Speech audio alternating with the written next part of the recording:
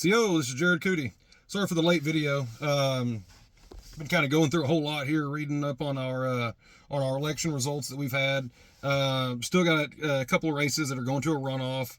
I urge every single one of you to become an informed voter, an informed citizen, whether at large or in nation. One thing I do want to talk about tonight is the election results of the at large race, which is always a toss up every single year. It's every single year it always falls to the absentee ballots, the low voter turnout, and that is a direct result of citizens becoming stagnant because the same result happens every time and time again. The incumbent candidate wins, and the reason why the incumbent candidate wins because they cannot be beaten due to these numbers right here. You look at Brandy Ross, who was a new candidate at large. She did a clean race, $5,000 around for herself and donors that donated. That's admirable. But, I'm going to go over here in just a few minutes. Johnny Jack Kidwell, which is the incumbent, raised probably over about $60,000 in about a 3-month time period from the Cherokee Nation elites, and that equals Cherokee Nation Business and Cherokee Federal, amongst other donors. You just can't beat that. Do I think that it is fair? What's fair and what's right, and what is legal on baseline legal, that's not for me to decide. That's for the Cherokee Nation Election Commission to decide. That's for the Cherokee Marshal Service, the Supreme Court. That's for all them to decide.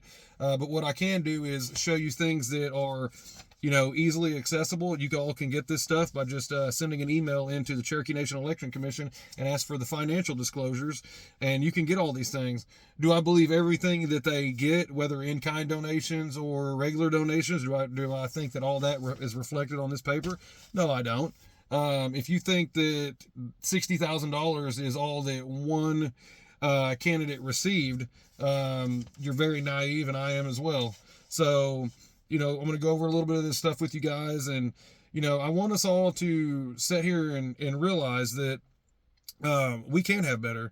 The only way to have better is to continue to show our citizens that, we have people out there that are looking to serve their citizens and serve their citizens in the way that our tribe was originally set up for. It was originally set up for the will of our people. And currently, right now, the only thing that's being served is, our counselors, the Cherokee Nation Business, Cherokee Federal Chief and Deputy Chief. Every one of those are the ones that's making the money off the back of our citizens, and that's not right. So I'm going to go through this report. Some of these I got highlighted here in yellow. We got Bill John Baker, which was a former chief of ours. He donated $5,000. He's an executive chairman of the Cherokee Nation. We have our CEO of Cherokee Nation Business, Chuck Garrett. He donated $2,500. That was in one of the first financial reports that we had here. Another one, all these ones you see in yellow here are Cherokee Nation Business elites or Cherokee Federal or family members of the Cherokee Nation Business elites that will donate on behalf of their spouse. We got our own attorney here. He's got listed as attorney. We got Todd Hembry. He's the senior VP of Cherokee Nation Business. He donated $2,000. We have a wife of a Cherokee Nation Business chairman who shows $1,000 here. And see, what happens is they only are allowed up to a $5,000 maximum donation. So what you'll see them donate as well as their family member donate, which will make them greatly be able to increase the donation amount, which is not right. We also have one of our Cherokee Nation people that's on our EPA commission is what basically would it be. She actually donated, not a whole lot, but it shows where her loyalty truly lies. And that's sad. It's sad to look at these people to see who donated and see where they're supposed to be serving you, but they're serving a government. In our Cherokee Nation, they're serving a government that is one way, that is directed to one thing, and the only thing that they care about is money. They don't care about our people. Whether you're talking about in-nation citizens that are, hungry, houses falling in, whether it's Adair County, whether it's Sequoyah County, Mays County, or you step over the line and you get out there into, say, Crawford County, Arkansas, or you get over into California. You got citizens hurting everywhere. But I can tell you one thing about it is one thing we always talk about is our health care. there. Right now, the Claremore Hospital is going through hell right now, which isn't right. And you know, a lot of our citizens are hurting, whether they're at large or they're in nation. Our at large citizens hurt the most when it comes to getting health care. Which, and I'm not taking away anything from our in-nation people, because you still have to drive to go to a hospital, but the at-large citizens are almost always told when calling in to visit a hospital, they said you need to go to an Indian Health Service clinic, which is few and far between when you're at large, or come to Tahlequah, Oklahoma, which is not a great viable option for a lot of these people. One thing I do want to make a lot of these people aware, the citizens that don't know, our candidates that you guys vote in, they have a health service that they use, that the Cherokee Nation pays for, to where they can use that health anywhere across the United States.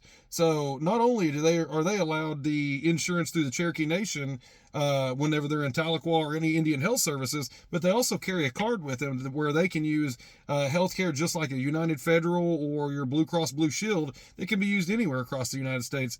Do I think that's right?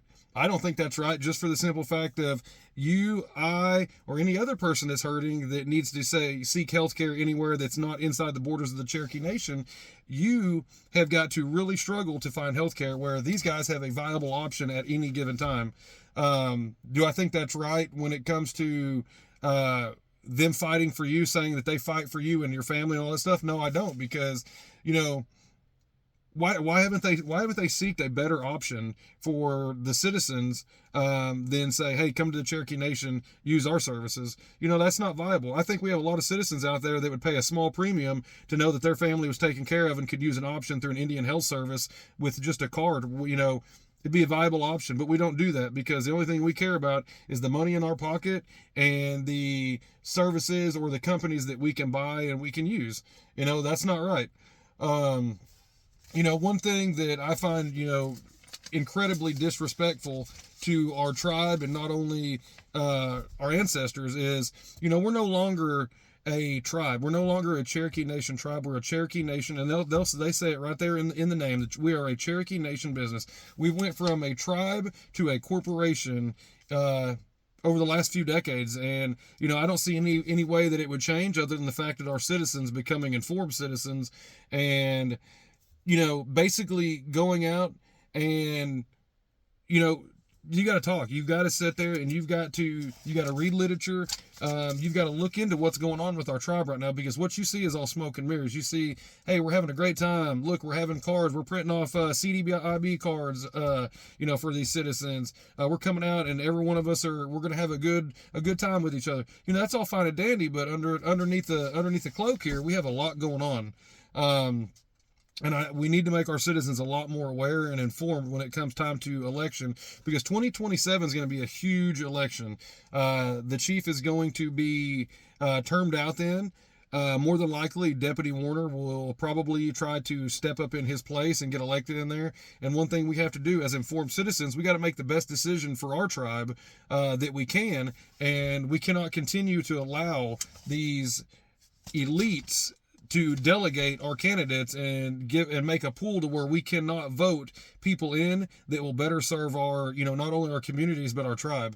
I implore all of you guys to, you know, you do your due diligence as you know, tribal members for the Cherokee Nation.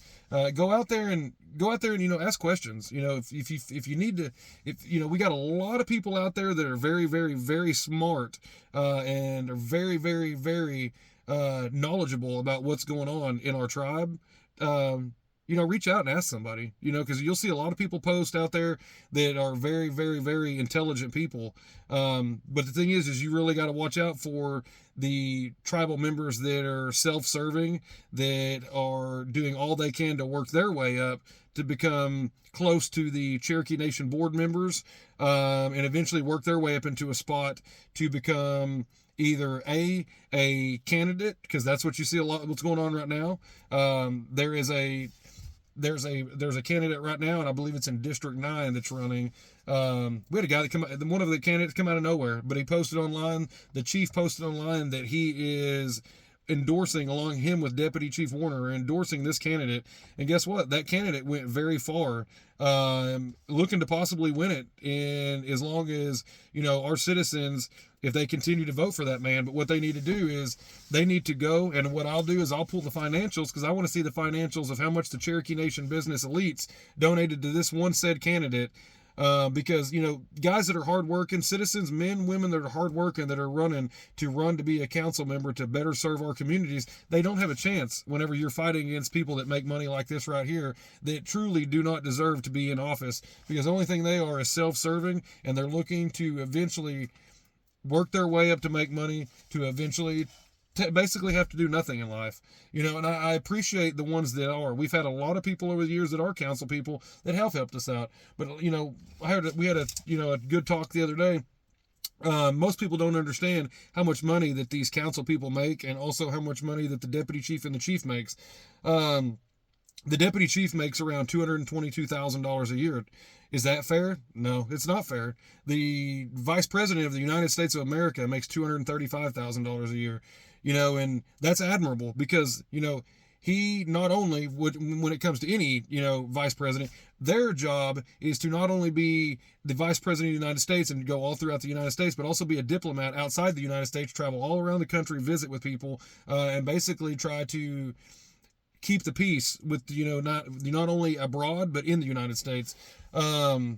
I don't think that's fair for the deputy chief to make $222,000 a year. I mean, he stays just roughly inside the United States, stays more inside Tahlequah, Oklahoma, or the area that he's based out of, than what he does traveling outside the United States or in the United States, serving his citizens. The chief, on the other hand, makes an exorbitant amount of money. Do I think he should make that amount of money? No, I do not. He makes near of what the president of the United States does, and guess what? The president of the United States, no matter what president we have, whoever's been elected in office, has a lot more duties than the chief of the Cherokee Nation does. It's become a money grab, and it's not right. Our citizens deserve a better government that's set up for the people, by the people, to serve the will of the people. And I think that we really need to fight to get that back again. The only way we're going to fight that is become informed citizens, like I've said, and do our due diligence by going through and, learning and studying who we're voting for and making great decisions. Because, these guys, they can't continue to be voted in if we're not voting for them. If they don't get a vote and our citizens are more informed on who they're voting for, these guys won't get voted in office. So we really need to, sorry about that, make sure this light comes back on. We really need to start making sure from now on that we do a better job whenever it comes to, on who we're voting for. That being said, I'm just going to continue to do these videos. I'm going to, probably weekly, I'm going to go through a candidate and just kind of dig through there, and just to show our citizens what we're truly dealing with here when it comes to fighting for an uphill battle to get our citizens the representation that they deserve. So if any of you guys have any kind of questions or comments or anything like that, I know most of this stuff that you guys hear, you'll hear people talk about, most of it's opinion. These are hard-based facts right here. I mean, those are numbers. You can't sit there and deny those. And like I said, do I think all these numbers are correct? No, I don't, because, it's very easy to hide in-kind donations.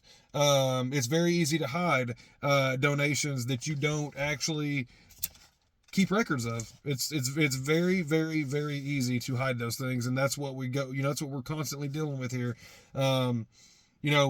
They do say it's a legal binding disclosures here, but you know how easy it is for the Cherokee Nation business elites that basically run our Cherokee Nation. Do you know how easy it is for them to do as they please? And that's what's happened over the years, and we need to get that out of there. We need to get a new system in there to where our governing body is serving our people before serving themselves, because that's ultimately what our Cherokee Nation is all about, is helping, serving our people, and basically doing the will of our people to have a better future for not only our grandchildren, but our tribe in general. I hope you all have a wonderful evening. Wado.